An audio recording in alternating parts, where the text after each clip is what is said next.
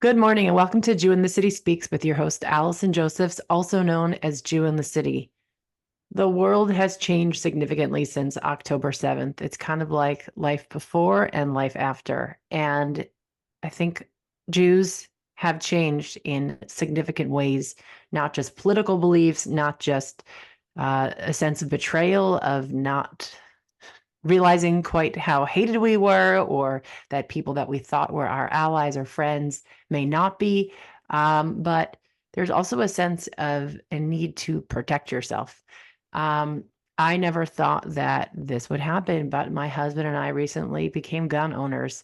Um, Probably the week of October 7th, I went on Twitter, maybe like the day or so afterwards, and I wrote, Jews all around the world right now, should I get a gun? And this tweet exploded.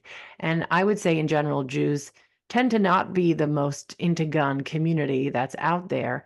And yet when we went to the local gun store, it was full of Jews. And in our local Jewish newspaper, every other ad is about self-defense or about getting a gun. And I think that is the vibe right now, because I think we know too many stories about Jews that didn't protect themselves, weren't able to protect themselves.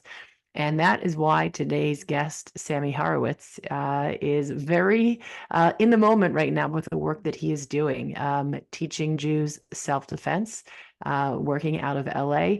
Sammy, thank you so much for joining us today. Hey, thank you so much, Allison. I really appreciate you having me.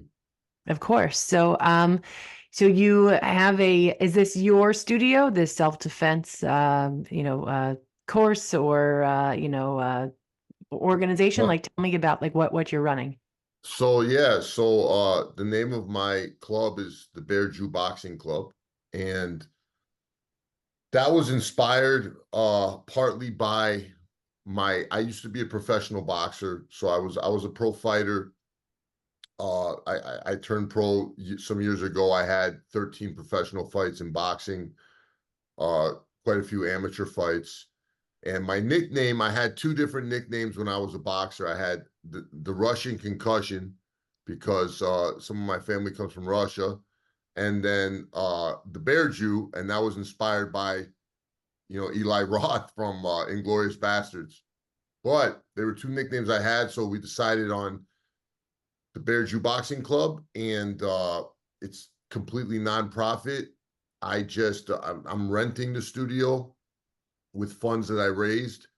And I'm a television and film writer now by trade. That's what I do. I was a Hollywood stuntman for 9 years, and then broke into writing.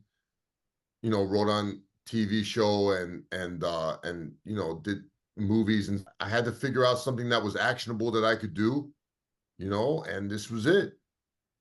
I love it. So you mentioned that you have family that comes from Russia. Where did you grow up? How did you grow up Jewishly? So yeah, so my father's family comes from Russia. I grew up conservative. We went to some reform synagogues, I guess, a couple times, but more or less we went to conservative synagogues growing up. I grew up in Chicago. When I was real young, we lived outside of Cleveland, Ohio for a little bit. Then my family moved to Chicago. Um, and now my wife and I are much more observant. So especially since October 7th, observing Shabbat and walking to shul, and I go to Chabad now, and it's just things have changed quite a bit in the last 8 months. I love it. I mean, look, our organization is here with our founding mission at Jew in the City was to confront stereotypes and negative ideas people have about Orthodox Jews and Judaism. Yeah. And I feel like Jews around the world are being kind of called back. And this sense of, if you hate me for this, I'm going to do it even harder and stronger. Like, I love Michael Rappaport, made this New Year's resolution. I'm going to become more Jewish and more Zionist, to basically get all the Jew haters angry. And he's posting pictures of tefillin every day. And I think it's such an empowering response for us to say, you hate me for this, I'll do more of it. Is that kind of a little bit like, well, I guess what you said something changed since October 7th, but what drew you in to start observing Shabbat, start becoming more connected? Yeah, 100%. You know, it's weird. I've never not been connected to my Jewishness. I mean, I first started having interactions with Chabad, for example, in 2002. I'm 40 years old, and you know, I've been on and off having dealings with Chabad since 2002. And but I was not observant. I you know, I've never been observant. And I mean, we were kosher when I was a little boy, and then I kind of just, you know, I got kicked out of Hebrew school. That's like kind of my thing, you know. So no, I mean, yeah, I felt the calling. I mean, look, October 17th, I went to Israel. You know, October 7th, what happened, you know, when Israel was attacked by terrorists, by Hamas, and I felt really torn up about it, and I wanted to go to Israel October 8th, and my wife and I, like, she wasn't obviously into that idea, and I ended up going October 17th, 10 days later, and I went there and I volunteered a little bit, but I realized, you know, there's only so much I can do over there. I'm not in the IDF, I'm not a citizen, and so I came home. Uh, you know, I got to do some volunteer stuff over there, but I came home and I was like, I wanted to do something, and my wife's like, you know, we need you over here. There's things that you could do over here, and this is one of them. And so, as far as my Jewishness goes, I mean, like, yeah, I feel like certainly since October, I mean, literally since October 7th, I've worn tefillin almost every single day. Hmm. I had worn tefillin one time in my entire life prior to October 7th, once. Now I do it every single day, and these are things that have changed. You know, I brought back tefillin from Israel, Hmm. and it just a lot of stuff has changed in my life. Going Oh, weekly visits with the rabbi. I learned how to read Hebrew over the last 8 months. I read Hebrew now every day. I didn't know how to read Hebrew before. Like yeah. So for me, I feel very similar. I mean, you know, I'm different. I'm pretty different than Michael Rappaport personality wise, but as far as like, yeah, I'm a Zionist. I'm not afraid to say I'm a Zionist. I'm not ashamed to say I'm a Zionist. I'm proud to be a Zionist. I'm proud to be a Zionist. I'm proud to be Jewish. I represent that. And I know a lot of really, really awesome, good, smart Jewish people. You know, my wife's one of them. My family members are some of them. You know, you're one of them. There are a lot of people that I know that are smart, good Jewish people, far more good than bad, you know?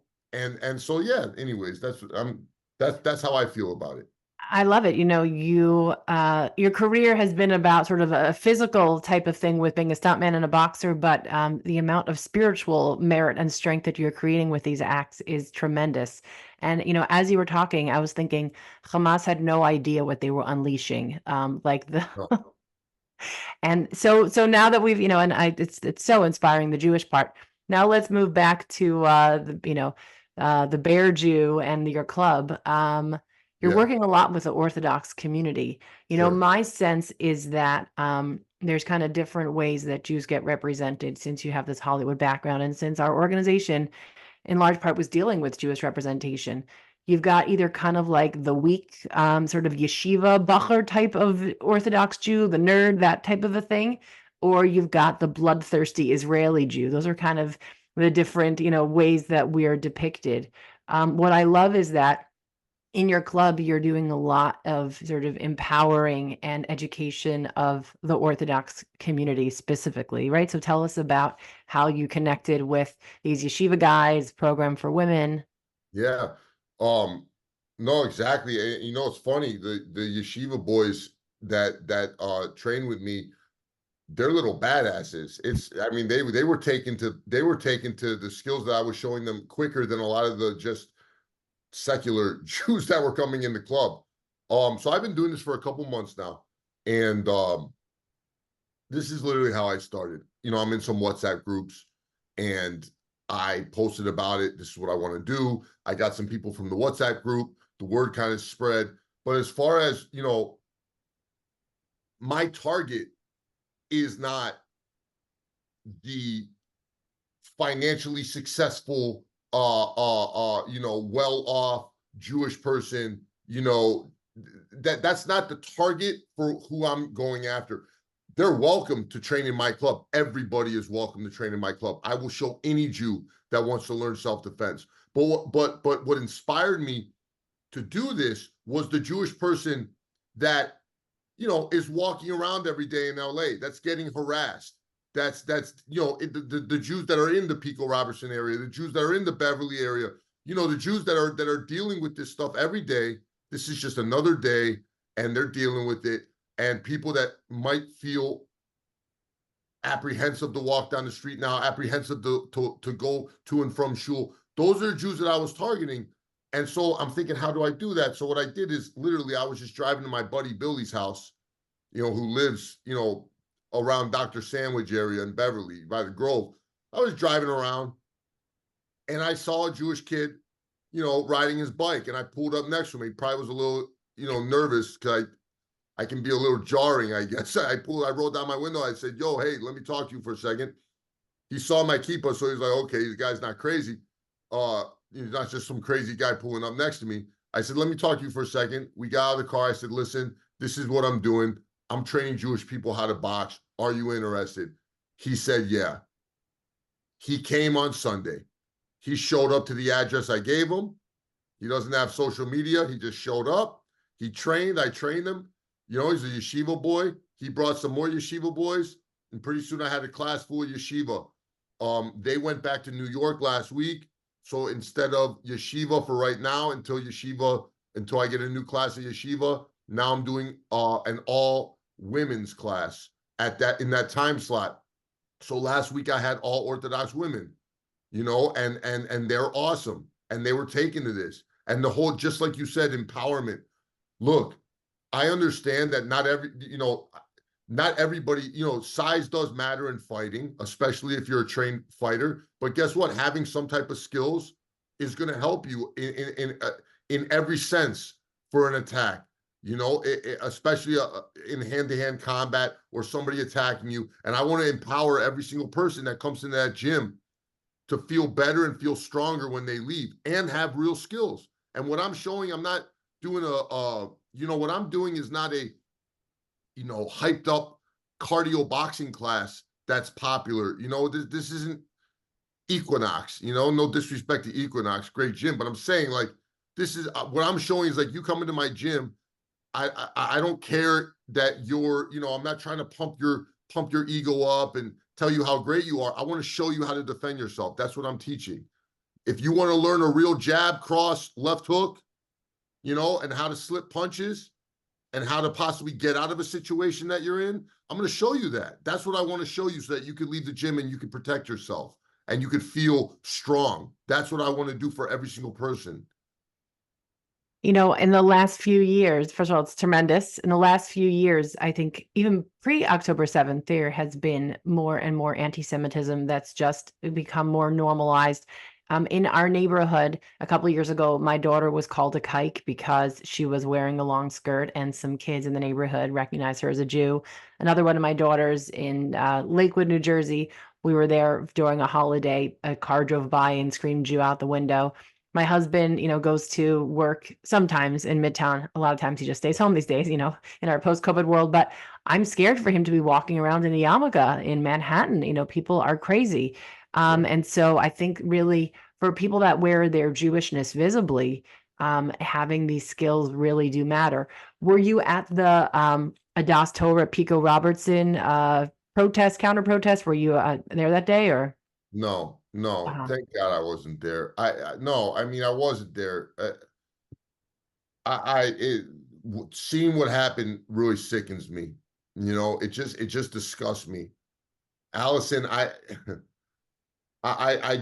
look at this stuff and I look at what's happening, and it just makes me literally sick to my stomach seeing what's going on. You know, my wife and we live outside of LA, you know, so we're not in that area. I wasn't there. I saw what happened, obviously, with all the video and all the footage that was there. But yeah, no, I wasn't there. But you know, look, it's it's just a wild situation. You talk about, like, your husband walking around and being visibly Jewish. Look, me, I'm not a little guy. You know, I'm 6'2", 215 pounds. I've been called a kike. I have been called a kike. I've been called a Jew. I've been called these names. It's like, it's people that think that this stuff doesn't exist. It's so wild that like, oh no, anti-Semitism isn't a thing. I've literally seen this. I've seen my rabbi called names. Hmm. The things that have happened that I've experienced, you know. I mean, years ago, I got beat up over a high necklace when I was younger. I mean, it's just so I've experienced this stuff firsthand, you know. And then what's crazy is I've never been visibly Jewish. I've always rocked a Star David or a Magen David or a high, right? But like since I was younger, but I visibly Jewish only started since October 7th, right? But what's so crazy is the different looks I get now compared to the looks I used to get are fascinating, just from like a sociological standpoint. I mean, being in Las Vegas, walking around, for example, walking around the Wynn Casino with a yarmulke on and tzitzit, and just seeing some people giving me like a thumbs up, which is awesome, and then other people just looking at me like they want to kill me. Excuse my language, but it's crazy. I'm gonna bleep that. But it's crazy seeing it real, or walking around LA and just seeing people. The looks that I get now are so different than the looks I used to get. And it's real, and which makes me want to do it more. Like, okay, yeah, okay, sure. But it's wild seeing it firsthand and realizing like, wow, and I've only been doing this for 7-8 months. I can only imagine, you know, the people that have been doing this their whole lives. And you still have a modern Orthodox look about you. For right. 1 year for Purim, I dressed up as a Beis Yaakov girl, as someone more from like the ultra Orthodox community. And I have to tell you, walking through Manhattan, you know, kind of in that more traditional Jewish garb, I got so many disgusted looks. What Hasidim and Haredi Jews are so dehumanized and have been for years. And I think, you know, I think the broader Jewish community is realizing how bad it's getting. Let me ask you a question. You're a fighter, and I'm a fighter too. I don't fight with my hands, although I am a pretty good shot. And maybe I will take a self-defense course. Maybe you're inspiring me now. I want to fight for as long as I can, but at a certain point, and also do the spiritual stuff. But what point do we run? What point do we go from fight to run to return to Israel? Is that something that's on your mind? Fight here for a certain amount of time, and then maybe we just go home? Well, look, this is, for a lot of us, this is our country. America is our country. Listen, I'll tell you this. I'm happy you just asked me this, because I want to make Aliyah more than I can explain, more than I can articulate on this podcast. When I was in Israel, it was the second time I had been to Israel, when I was just there last year. And I came home and I told my wife, like, we belong there. Like, we belong there. The love that I felt from everybody, they couldn't believe it. They couldn't believe that I was there. I was just there doing whatever I could. I wasn't doing anything, super special. But it's so crazy. People were so grateful. Like, oh my God, you came from America? Like, wow. They were so, the love I felt, you know, going to the wall, just walking through Jerusalem. I just felt like this is where I should be. Going to being invited to different Shabbat dinners and being with different families. I'm like, this is where I should be. This is where I belong. I want to be there so bad. As far as run, I'm not running anywhere. I'm not running. That's not in my vocabulary. I'm not running. Do I want to make Aliyah because I believe that I belong? I believe that that's where my people belong? Absolutely. I would love to go there. And I hope one day, God willing, to open up a Bear Jew boxing club in Jerusalem, because that's my ultimate goal. That's what I really want. But as far as the Jews here in America, look, this is our country. This is our country. We have been on the right side of things in this country since this country started, pretty much. The Jews, more or less, have been on the right side of every issue. I'm not saying every issue, but the majority of every issue. You know, the Jewish people have always been compassionate, good people. And so to see what's going on here, it blows my mind. And all I can do is pray that things will, you know, eventually righten themselves or get righted. But in the meantime, listen, Jewish people are changing, a lot of them, a lot of us here. And a lot of you talk about the stereotypes that, you know, the weak nerdy Jews, and then the strong Israeli Jews. Hey, look, you know what? Jewish people are changing for the better in this country. A lot of them are done with it. I'm done with it. I have no, there's so many issues that I would just shut my mouth and like, hey, you know what? I'll just listen. I'll listen. I'll be quiet, and I'll, you know, maybe learn something. This ain't one of them. I'm not dealing with it. Yeah. This is the issue I will stand up for. This is my people. This is my religion. This is my faith. This is my, you know, this is everything to me. And I'm not going anywhere, God willing. And neither are the people that I see out there. So, you know, I don't think we're running anywhere. I think that Jews are in this country, and you know, and they're going to stand up for themselves. Have And any of the people hopefully, that and hopefully more initiatives like mine are going to spread, because I've already seen on Instagram people say, "Oh my God, we need this in Crown Heights. We're going to do this in Brooklyn. Oh my God, we need to do this in Toronto." I've seen this now on comments. For sure, this is something that we need to be doing all over the place. Have you, any of the people that you've trained, had to use any of the skills you've taught them yet? Has anyone expressed feeling more confident, or any real life situations where it was relevant?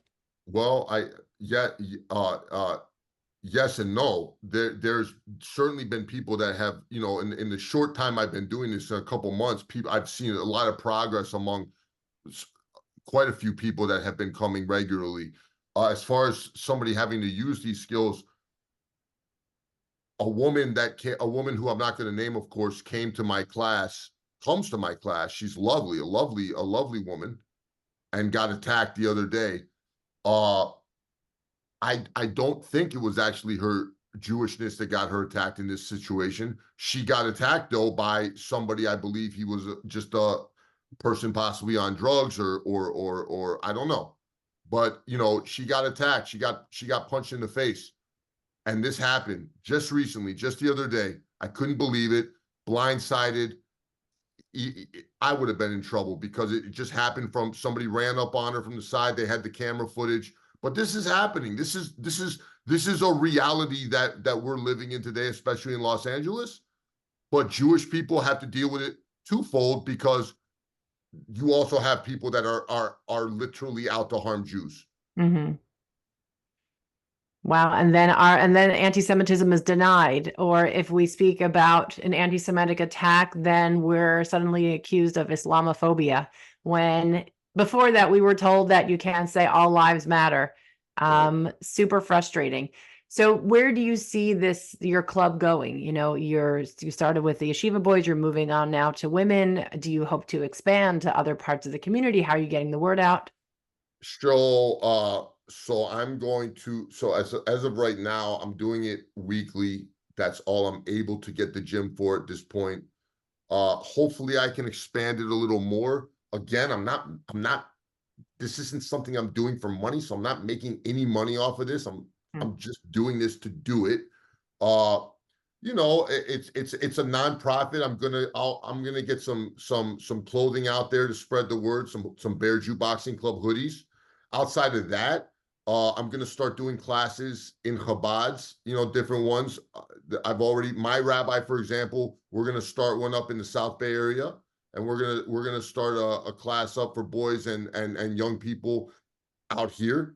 So I'm going to try to spread it as much as I possibly can. I'm only one person. I hope that other people do similar things. You know, I think they will. Just like you said, a lot of Jews now are becoming gun owners. A lot of Jews are becoming trained. I think that's a great thing. I think it's absolutely a great thing. I think you can't be trained enough. You cannot be trained enough. So I encourage that for everybody. Amazing. And how, if people want to sign up for one of your classes, where are they located? How do they sign up? So I'm on my Instagram. The club's Instagram is Bear Jew Boxing Club. And if you want to sign up, you can literally email bearjewboxingclub@gmail.com. Simple as that. You sign up, you say what class you want to come to on the weekend, And if there's a spot, I will literally reply personally and say, come on through.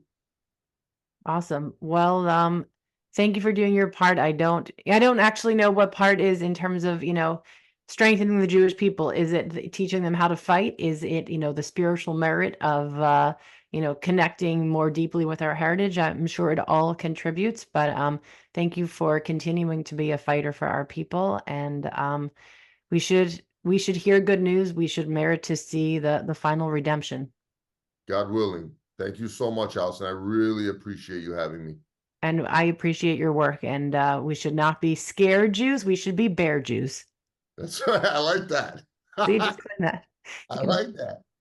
Okay. And thank you so much for joining us. Thanks so much for listening. You can catch us same time, same place next week. Bye-bye.